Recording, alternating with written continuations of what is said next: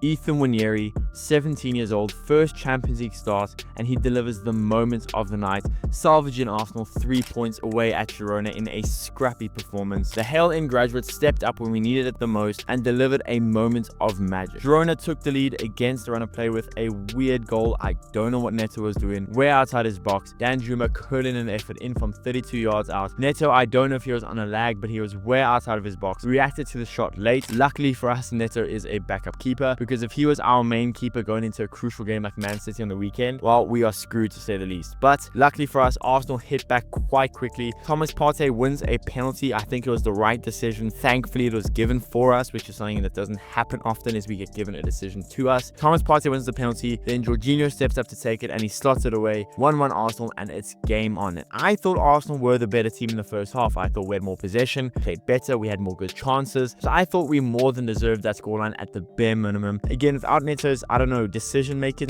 / lag or whatever you want to call that thing was from Neto, Arsenal would have been up 1-0, and I thought we deserved at least a 1-0 lead from the first half performance. But then comes the moment of the night, the moment a 17-year-old announces himself on the European stage, Ethan Nwaneri, the youngest player on the pitch, arguably the best player on the pitch at that moment in time. Ethan Nwaneri with big shoes to fill in a Champions League night with no Bukayo Saka because of injury. Ethan Nwaneri is taking his spot on the right hand side, and the youngest player on the pitch cuts in from the right hand side, 20 yards out, bang, curled into the far corner, a goal of pure quality in what turned out to be the winning goal. His expected goals from that goal was just 0.16, and that should tell you everything. He made the goal from himself, a low percentage chance turned into a goal by sheer quality from a guy who hasn't even turned 18 yet. Outside of the goal though, I still thought Ethan Nwaneri in the whole game was extremely effective. Every time he had the ball, he was positive. He really had the Girona team on skates. He was aggressive with the ball. He was attempting dribbles, attempting crosses, taking shots when he could. I mean, for a 17-year-old, he had no fear at all. No fear that he was taking up Bukayo Saka's position. No fear that this was a Champions League game away from home at 17 years old. His first start ever in the competition. Absolutely no fear. Completely aggressive, completely positive. And that, as a 17-year-old, is such a good sign to see. And when you look at the stats, well, it backs up how good of a performance he just had. Ethan Nwaneri played 87 minutes. Of course, he got himself a goal, 3 total shots, 14 out of 16 accurate passes, 1 out of 2 shots accuracy, 37 touches, 4 touches in the opposition box, 1 out of 1 successful dribbles, 2 out of 9 accurate crosses, which isn't that bad because he was aiming at Raheem Sterling in the middle. Yep, Raheem Sterling, the same guy that missed a penalty towards the end of the game. Ethan Nwaneri took 5 corners, only dispossessed twice throughout the whole game. He won 1 out of 2 tackles, 1 interception, 3 defensive actions, 2 recoveries. He won 3 out of 8 ground duels. For a 17-year-old is really impressive. I mean, to me, he always just looked like he wanted to make something happen, like he wanted to make a good play, a smart play, link the play, whatever he had to do. He looked like he was always trying to do something. And again, the 2 out of 9 accurate crosses, although that's not completely accurate, it shows that he was getting into dangerous areas. He was attempting stuff in the final third, which is something you want to see, especially when we've had games where it just looked like our final third product was non-existent. It was so refreshing to see a guy trying to do something almost every time he had the ball. And with that goal, Ethan Nwaneri became the second youngest English player in Champions League history to score a goal. Only Jude Bellingham did it younger, and that's the company he's in right now. And when you watch the goal, it's not hard to see the shades of Bukayo Saka cutting in from the right hand side. That left-footed finesse finish, the composure was beyond his ears. And this is a type of goal that Nwaneri scored already. You think about the Preston goal.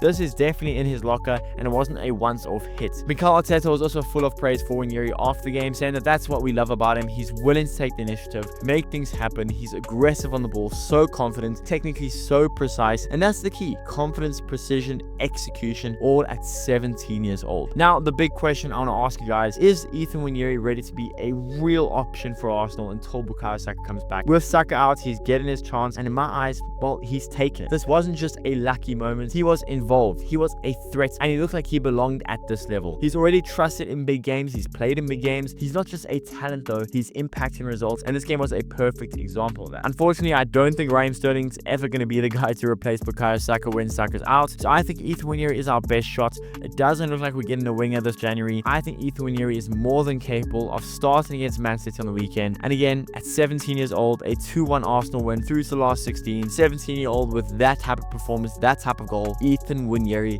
remember the name.